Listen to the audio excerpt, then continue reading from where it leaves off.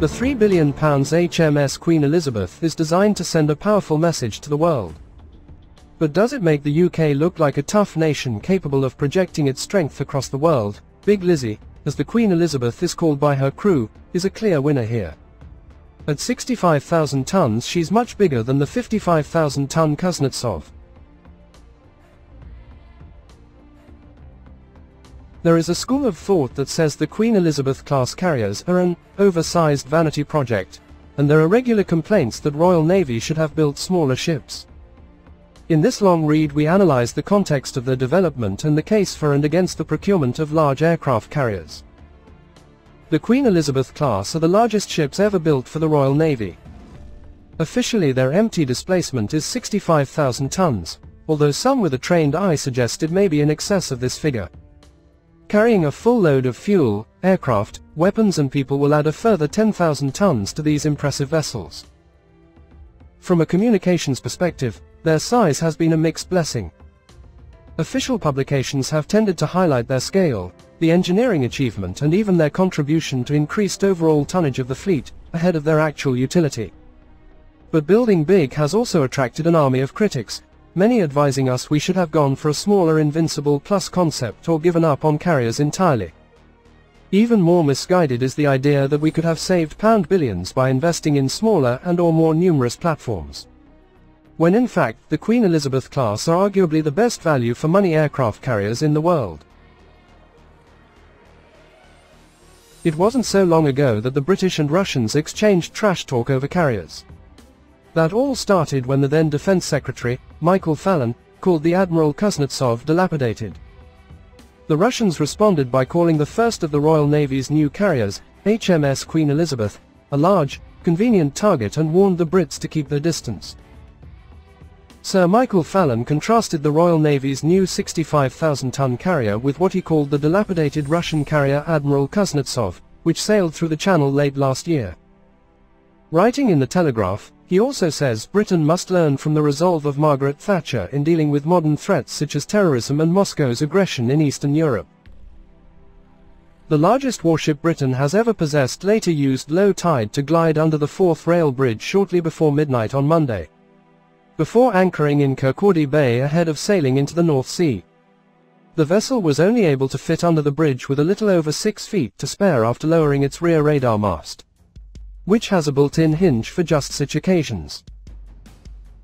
Royal Navy commanders have said they expect Russian vessels and aircraft to spy on the Navy's new aircraft carrier as it undergoes sea trials in the North Sea.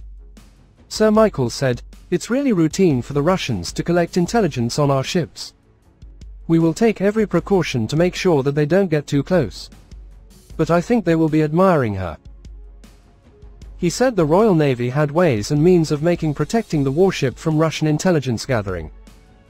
He went on, "When you saw that old, dilapidated Kuznetsov sailing through the Channel, a few months ago, I think the Russians will look at this ship with a little bit of envy." The Soviet-era Kuznetsov sailed westwards through the Channel in October with a detachment of aircraft to join the Russian air campaign against rebels in Aleppo. The 55,000-ton Kuznetsov has been plagued by years of technical problems and is accompanied everywhere by a tug in case it breaks down. Royal Navy commanders have said they will deploy a frigate or destroyer as escort and use shore-based helicopters to look for Russian submarines spying on the vessel. There is a perception that a big ship is an easy target. There is some truth in this, but conversely, a bigger ship is harder to sink. The Queen Elizabeth class are not stealth ships but have measures to reduce their radar and infrared signatures and are harder to detect than many imagine. Their size also permits a greater degree of underwater protection, including a double hull. They also have multiple redundant systems and the propulsion is especially resilient, the engine rooms being widely separated. Big is not inherently better, but there is very good reasoning behind the heavy displacement of the Royal Navy's new aircraft carriers. A larger ship will obviously consume more fuel than a smaller vessel, but the increase is not proportional to size. The resistance the engines must overcome is a function of the surface area in the water, but a ship with double the internal volume does not have double the wetted surface area. The Queen Elizabeth class also benefit from advances in marine propulsion technology which further mitigates fuel expense in relation to size. The diesels and modern MT-30 gas turbines are far more efficient than the thirsty Olympus GTs of the Invincible class. If there is one unavoidable headache created by going for big carriers, it is the provision of suitable dock infrastructure. The Queen Elizabeth class are too large to get into Devonport, and there are limited places where they can dock in the UK. New and enlarged jetties and support buildings have been constructed in Portsmouth, as well as a new ammunition jetty in Loch Long. These are relatively modest investments, will last for the life of the carriers, but the problem of dry docking the carriers has not been properly addressed. A purpose-built dock in Portsmouth has been costed at about £500 million, and for now, the far from ideal dock at Rosyth, where they were built, is to be used.